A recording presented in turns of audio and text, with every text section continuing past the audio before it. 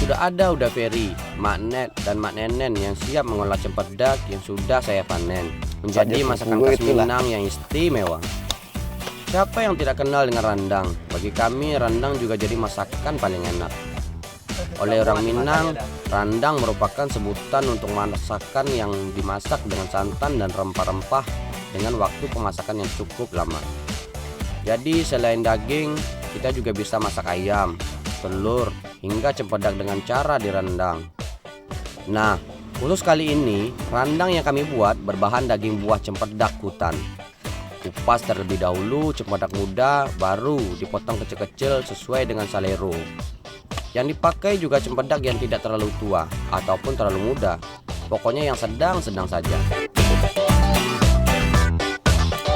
Salah satu bahan pembuat rendang itu adalah santan kelapa.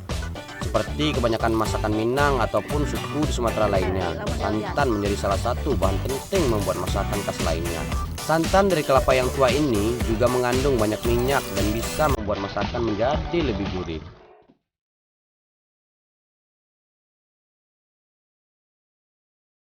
Rendang itu adalah masakan kaya bumbu rempah. Lebih dari 11 jenis rempah menjadi bahan masakannya.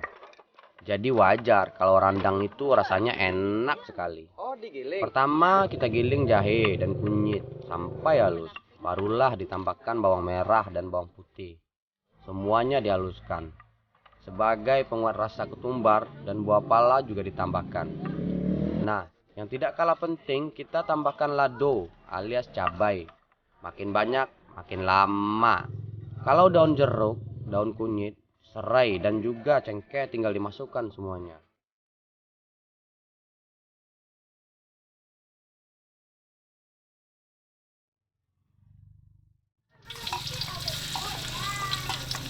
Bumbu yang sudah halus tinggal kita masak. Pertama minyak goreng dimasukkan ke wajan dan ditunggu sampai panas. Lanjut tumis semua bumbu sampai masak dan berwarna kekuningan. Aduk terus. Kalau sudah harum baru santan kelapa dimasukkan. Nah, kalau masakan sudah mendidih baru kita masukkan irisan cempedak muda.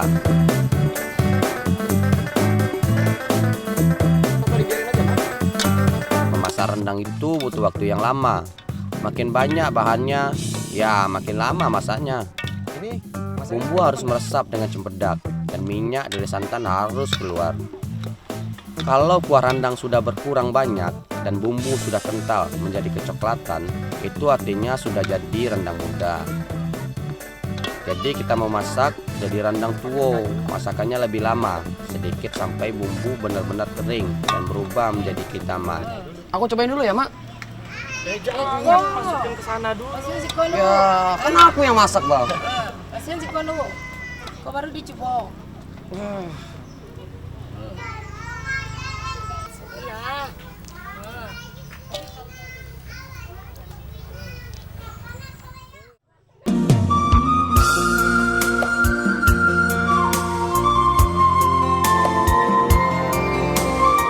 Ini yang namanya lama bana. Rendang cempedak ini tidak kalah enak dengan rendang daging. Bumbunya Masya Allah mantap sekali. Jadi cempedak tidak cuma bisa dimasak langsung, tapi juga bisa diolah jadi masakan lainnya. Syaratnya cuma satu, pandai memadu padankan bahan dan bumbu racikannya. Ternyata benar kan kalau alam kita banyak memberi manfaat yang beragam untuk kita semua.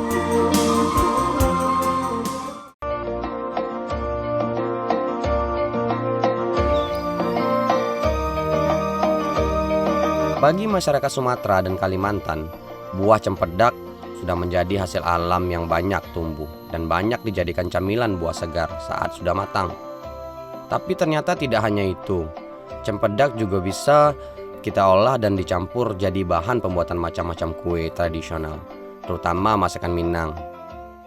Apa kau dah? Kue cibodak mau mah.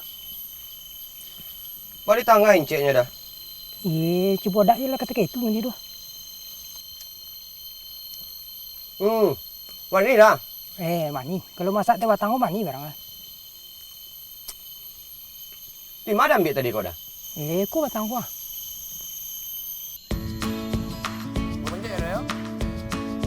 Pak John tidak perlu ragu. Soal memanjat, Ambo bisa diandalkan. Tidak mungkin anak Minang tidak bisa memanjat pohon. Apalagi kalau untuk urusan perut, pasti Ambo perjuangkan.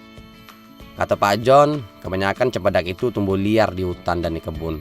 Beda sedikit sama nangka yang masih kerabat cempedak yang banyak ditanam di pekarangan rumah.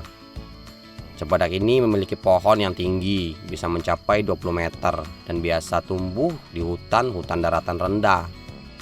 Tanaman yang merupakan tumbuhan buah dari famili Moraceae yang tersebar di Pulau Sumatera, Kalimantan, Sulawesi, hingga Thailand dan Malaysia. Menurut Pak John, kalau kulit buah sudah agak-agak coklat, terus duri di permukaan buah sudah tidak terlalu tajam, artinya cempedak sudah masak. Tapi karena cempedak muda juga bisa diolah, jadi kita turunkan saja semuanya.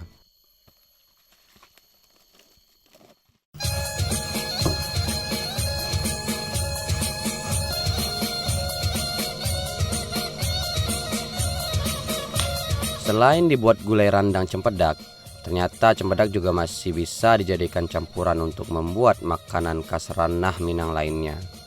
Salah satunya lamang. Mak Net sudah siapkan semua bahan, jadi Ambo pas sekali datang kemari. Yang dijadikan bahan masakannya buah cempedak yang sudah masak. Kata Mak Net, lamang itu sebenarnya sudah menjadi masakan khas dari semua daerah di Indonesia, terutama orang Melayu di tanah Sumatera. Nah, orang Awak juga menjadi salah satu daerah yang banyak membuat lamang ini. Tapi berbeda dengan lamang umumnya. Kali ini cempedak jadi bahan pembuatnya. Yang digunakan adalah daging cempedak yang sudah masak. Biar semakin bagus dan enak, kita juga butuh bahan tambahan, yaitu santan dari kelapa yang sudah tua. Santan ini akan membuat lamang terasa gurih, sekaligus yang akan membuat beras menjadi masak. Kalau istilahnya, santan pengganti air untuk menanak berasnya. Oh iya, parutan yang Bu Net gunakan ini namanya kukuran. Orang Minang memang biasa memakai alat tradisional ini. Oh iya, biar semakin bagus, kita juga butuh bawang merah dan bawang putih untuk penambah sedapnya masakan. Bawangnya cukup digiling kasar, soalnya yang akan diambil itu aroma bawangnya saja.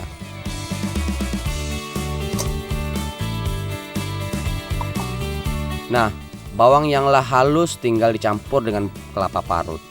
Terus diramas-ramas untuk didapatkan santan dengan aroma bawang. Yang kita pakai ini santan kental dari kelapa tua. Selain rasanya lebih gurih, kelapa tua juga jadi banyak masakan yang mengandung minyak. Jadi lamang yang didapat tidak akan terlalu lengket di bambunya. Tugas Ambo mengumpulkan cempedak. Rupanya belumlah selesai. Saya masih harus memisahkan daging buah dengan biji cempedak. Soalnya yang akan kita campur dengan beras pulut itu daging buahnya, dan bijinya tidak kita pakai. Ternyata daging buah cempedak licin juga, jadi susah memisahkannya dengan bijinya. Ini udah nih. Hah? Oke, Udah. selanjutnya apa, Mak? Nih berasnya lagi nih. Oke, ini beras. Campur ke situ.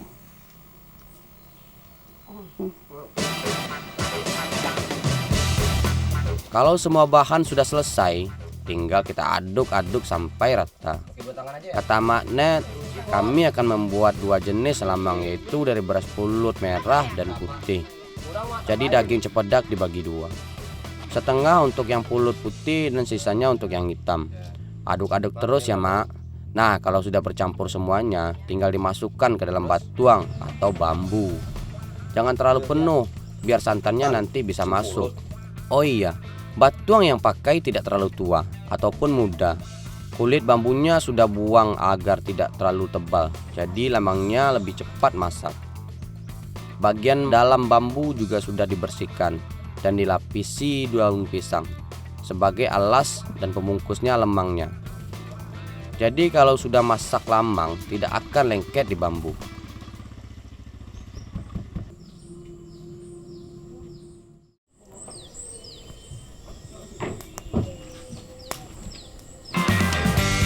Kalau bambu sudah terisi, semua jadi lamang, tinggal dibakar. Bambu yang berisi adonan lamang kita letakkan di tiang penyangga kayu bakar. Kalau memasak lamang, kita cukup memakai bara api saja. Jangan lupa masukkan santan biar pulut bisa tanak dan terasa gurih. Ambo dan Uda Awen harus memastikan bara api tetap ada, jangan sampai mati. Untuk masak lamang sebagai ini butuh 1 jam lebih. Bagi kami orang awak, biasanya lamang dimasak saat ada kenduri atau hajatan dan hari raya atau masa istimewa lainnya.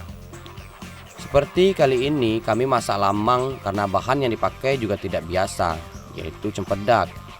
Oh iya, sesekali batuang harus dibalik biar masakannya rata. Kalau aroma harum sudah tercium, artinya lamang sudah masak.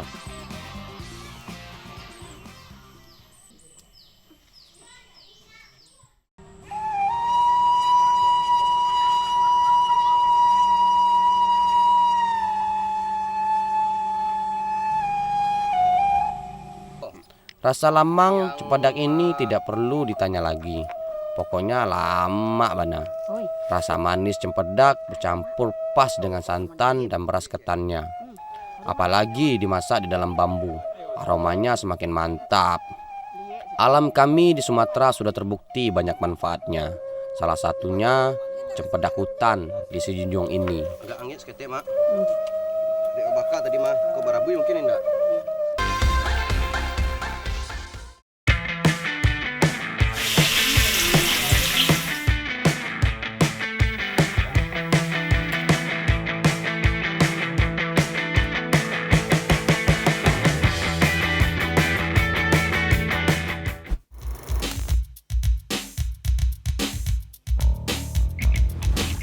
Jambi punya potensi alam yang beragam, mulai dari pertanian, perkebunan, peternakan, sampai perikanan.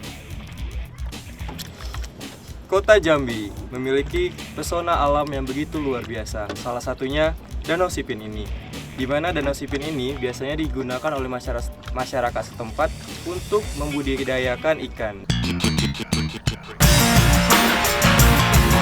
Potensi ikan di Jambi nggak boleh diragukan ya teman. Mulai dari ikan patin, baung, bujuk, serapil, gabus, seluang, dan banyak lainnya. Ada masyarakat yang memanfaatkannya hanya untuk kebutuhan sehari-hari. Ada juga yang menjadikannya sebagai sumber mata pencaharian. Jadi kerambanya ini udah dari kapan, Pak? Adanya di sini? Kalau sini semenjak sekitar 6 tahunan lah. Udah 6 tahunan. Nah, jadi keramba di sini udah sekitar 6 tahunan dibuat sama masyarakatnya, Pak? Sama masyarakatnya. Terus nanti penasaran kan ikan apa yang bakal kita tangkap? Ikutin saya terus. Danau Sipin ini salah satu sentra budidaya ikan yang sangat berperan penting dalam penyediaan stok ikan konsumsi bagi masyarakat Provinsi Jambi. Sumber airnya berasal dari Sungai Batanghari. Ketersediaan air yang cukup sepanjang tahun menjadikan danau ini sebagai tempat budidaya ikan oleh masyarakat.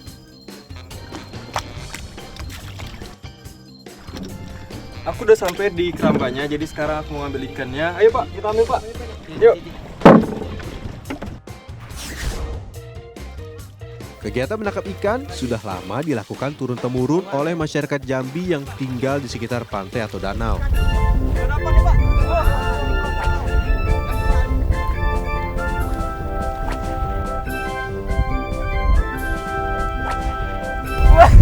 Lepas, Pak.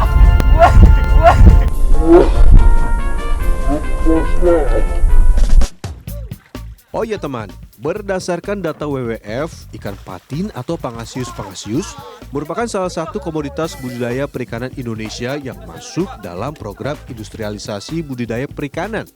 Nggak heran kalau produksinya terus dipacu dari tahun ke tahun. Kalian tahu nggak? Wilayah di Indonesia yang terkenal sebagai pusat budidaya patin, ya Provinsi Jambi kebanggaanku ini. Selain Provinsi Kalimantan Selatan, Sumatera Selatan, dan Jawa Barat.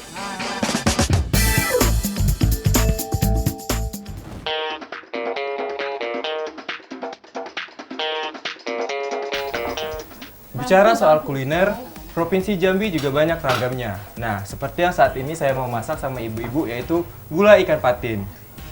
Ini ikan yang sudah aku tangkap kemarin di Danau Sipin. Ikan patin sendiri itu persebarannya masih banyak banget di Sungai Batanghari dan juga Danau Sipin. Ayo Bu, kita masak lagi Bu. Gulai termasuk salah satu makanan yang sering dikonsumsi di sini, teman. Sebenarnya gulai bisa menggunakan daging apapun, tapi karena potensi ikan yang melimpah di sini, membuat masyarakat mengolahnya jadi gulai. Melimpahnya kelapa di Provinsi Jambi juga mempengaruhi bahan olahan makanan seperti gulai. Tidak hanya di daerah saja ya, di daerah-daerah lain di Indonesia juga banyak olahan makanan bersantan. Dari zaman nenek moyang, pohon kelapa begitu mudah ditemui. Keberadaannya inilah yang membuat makanan Indonesia begitu doyan menggunakan santan. Kedatangan bangsa-bangsa lain ke Indonesia untuk berdagang rempah-rempah membuat jenis makanan bersantan lebih bervariasi lagi. Kuliner Jambi hampir serupa dengan kuliner Minang, identik dengan santan dan cita rasa pedasnya. Nggak perlu heran lah teman, antara Jambi atau Minang masih dalam satu rumpun Melayu kan? Udah panas belum Bu minyaknya? Belum. Oh belum ya? Bu, ini bumbunya udah halus, aku cobain boleh nggak Bu? Pedas Bu, pedas. Aduh.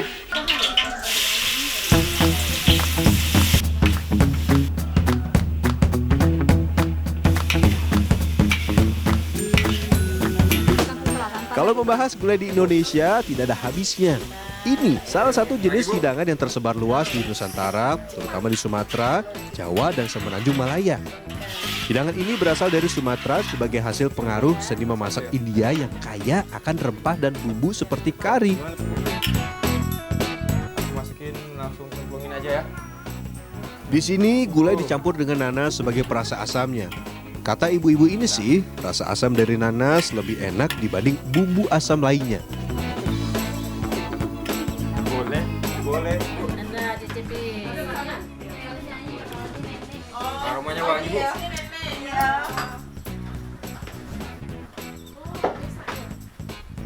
Enak? Enak sih Bu kalau aku. Gimana Ibu? Enak nggak? Kurang asin aja. Oh kurang asin? Iya. Oh, saya nggak tahu. Bu, masukin Bu. Tambahin lagi garamnya. Oke, pas. Pas, mantap.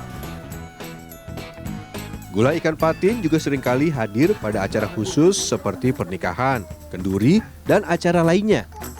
Sama bumbu rempah-rempahnya ya. Nah, ini dia nih gulai ikan patin.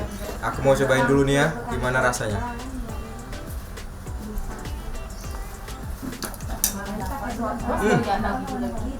Dagingnya lembut banget. Jadi di sini ada nanasnya. Selain untuk menambah rasa dari masakannya, nanasnya juga di sini untuk menghilangkan bau amis dari ikannya ini.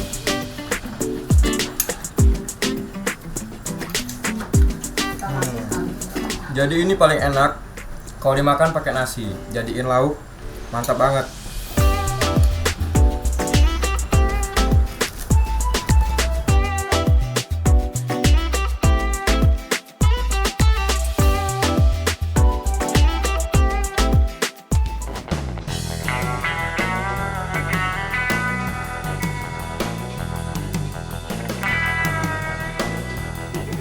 Kehidupan masyarakat Kota Jambi memang tak lepas dari sektor perikanan. Luas lahan perairan umum lebih dari 115 hektar yang terdiri atas sungai, anak sungai, danau, rawa, dan genangan yang dijadikan tempat mencari ikan. Ketersediaan ikan membuat masyarakat lebih sering mengkonsumsinya sehari-hari. Bu, ini kelihatan tempat gini kayak tempat cuci baju gitu ya? Enggak. Hah? Beda. Ini khusus untuk ikan aja. Nah, jadi fungsi dari alat ini adalah untuk memisahkan antara nih kulitnya sama tulangnya itu kepisah. Jadi kita cuman butuhin dagingnya doang nih langsung di sini. Jadi kita masukin sini Bu ya? Iya, masukkan. Ayo Bu, lanjutin lagi Bu. Ayo. Lanjut lagi Bu, sampai selesai, sampai habis. Kok bisa dinamain bambu ya? Kenapa Bu? Sate ikan seberang menjadi primadona masyarakat seberang kota Jambi. Tidak heran, ibu-ibu di sini handal dalam mengolahnya.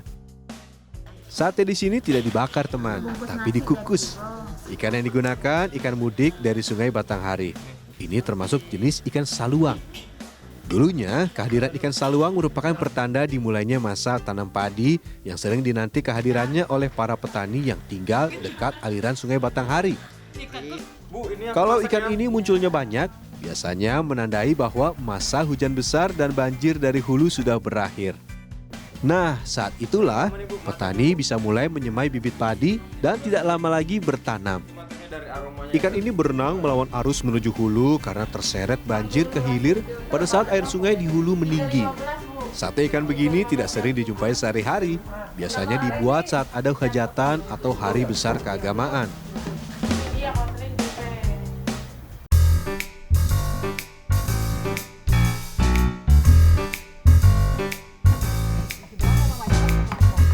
Kuliner Jambi cukup beragam.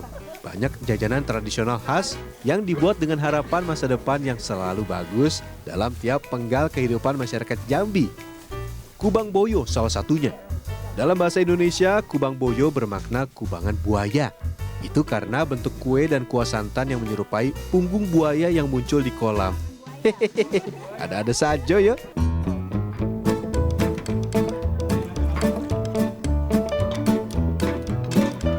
Kudapan di sini juga sering mengandalkan kelapa dalam pembuatannya untuk dijadikan santan atau campuran parutan kelapanya.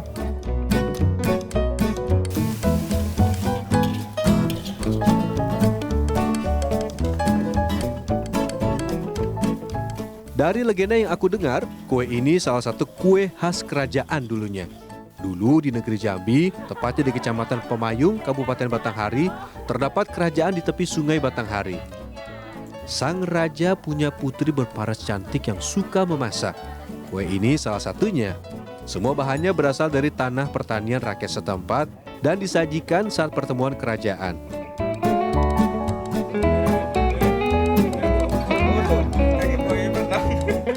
Tenggelam buayanya.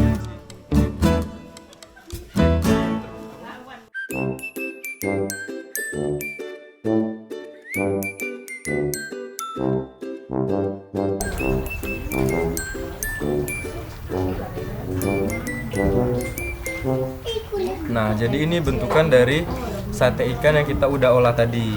Bentukannya sih nggak ada kayak sate-satenya sih. Ini dikukus, jadi kayaknya ini enak, rasanya agak sedikit asin-asin gitu. Bentukannya sih kayak otak-otak ya, tapi rasanya enak kok. Nah, jadi kalau yang satu ini namanya kubang buayo. Kenapa kubang buayo? Mungkin bisa dilihat bentukannya kayak buaya lagi berendam itu, berkubang. Kita cobain ya.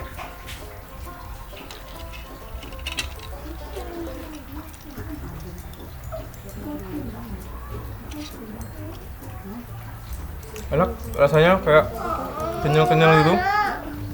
Ada asin-asinnya juga dikit. Enak kok.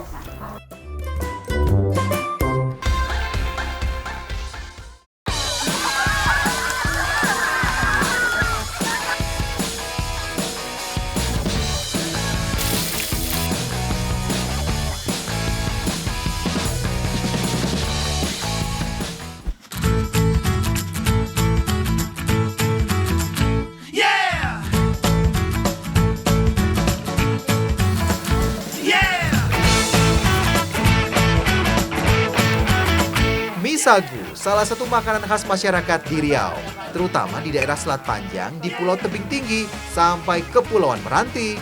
Selain diolah menjadi kue, sagu juga bisa diolah menjadi mie, seperti yang lagi kita buat. Ini kita lagi membuat mie sagu. Nah, mie sagu ini sudah cukup dikenal di Kota Pekanbaru. Dan kita juga lagi membuat putri mandi. Nah, putri mandi ini terbuat dari bahan pulut. Yang membedakannya, nanti ketika sudah selesai dia bakal dilumuri dengan santan yang dicampur dengan tepung beras.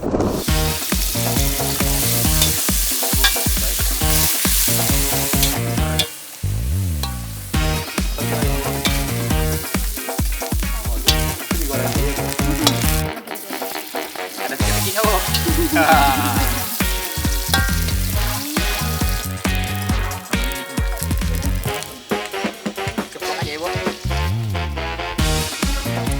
tanaman sagu di Riau lumayan besar, teman.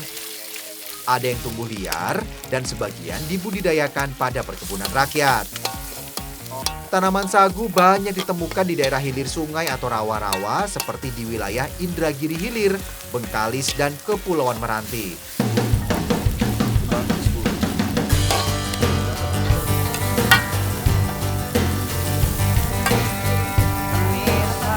Sagu termasuk salah satu sumber karbohidrat. Ternyata sagu bagus loh sebagai pengganti nasi. Serat pada sagu cukup tinggi dan tidak cepat meningkatkan kadar glukosa dalam darah. Bagus tuh untuk penderita diabetes. Mie sagu ini biasa disajikan sebagai pengganti hidangan utama. Nah, kita bakal coba seperti apa rasanya. Ini, Bu. Di Riau, sagu bisa diolah jadi beragam makanan seperti Enak, Bu. sekolet, biskuit sagu, Udangnya nambah lagi, sagu Bu. rendang khas Riau, dan masih banyak lagi.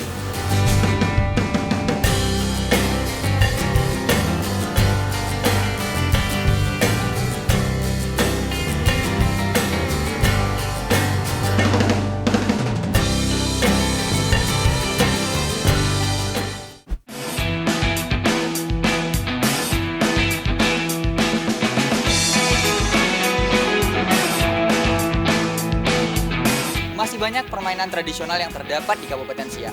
Salah satunya di Kampung Bunga Raya. Hari ini kita bakal main ya. Semangat coba. Semangat bilang. Semangat! Ayo.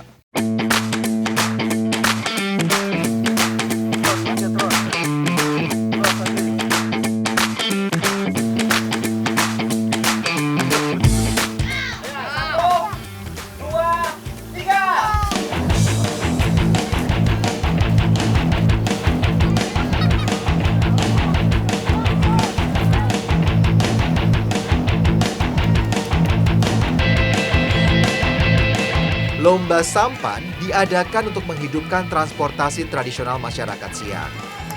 Selain itu, juga bisa jadi bagian dari wisata dan hiburan.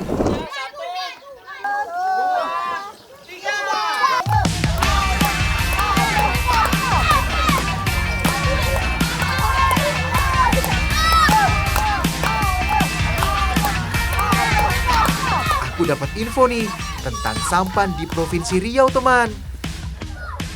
Tahun 1951-an, pembuatan sampan Riau memakai teknik orang Eropa. Sampan Riau dibuat dari beberapa ukuran, fungsinya juga berbeda-beda. Ada sampan yang hanya digunakan untuk menangkap ikan atau menambang. Sampan Riau berukuran besar, dipakai sebagai pembawa kargo atau perahu dagang. Nah, kalau yang ini biasanya ada atap untuk berteduh.